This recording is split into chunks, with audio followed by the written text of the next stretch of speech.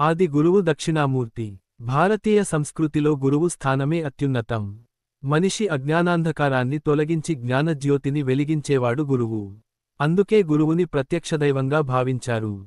తల్లిదండ్రుల్లో తల్లి మొదటి గురువు. ఆమె ఇచ్చే విలువలు, సద్గుణాలు, శిక్షణతోనే పిల్లవాడు జీవితంలో మొదటి అడుగులు వేస్తాడు. అనంతరం విద్యను సంపాదించేందుకు వ్యక్తి గురువుని ఆశ్రయిస్తాడు. శిష్యుడు పొందిన జ్ఞానాన్ని మరొకరికి పంచే సమయంలో గురుపరంపర కొనసాగుతుంది. జ్ఞానం లేని జీవితం పండని పొలం వంటిది అనే చైనా సామెత మన జీవిత సత్యాన్ని అద్భుతంగా తెలియజేస్తుంది. మన సంస్కృతి ఆది గురువుగా దక్షిణామూర్తిని ప్రతిష్ఠించింది. ఆయన జ్ఞానానందానికి నిధి. జీవితంలోని అజ్ఞానాన్ని తొలగించే పరబ్రహ్మ తత్వస్వరూపం. దక్షిణామూర్తి శ్లోకం. గురవే సర్వలోకానాం విషజే భవరోగిణాం నిధ్యే సర్వవిద్యానాం దక్షిణామూర్తయే నమః. ఈ శ్లోకం దక్షిణామూర్తిని మేధస్సుకు మూలం, జ్ఞానానికి నిలయం, జగత్తుకు గురువుగా స్తుతిస్తుంది.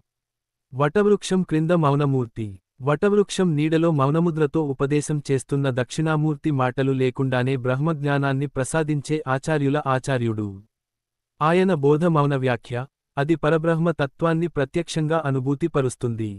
సారాంశం. గురువు అజ్ఞాన నివారకుడు దక్షిణామూర్తి ఆది గురువు, జ్ఞానప్రదాత మౌన వ్యాఖ్య, పరబ్రహ్మ తత్వ బోధ గురుపరంపర, సంస్కృతికి పునాది.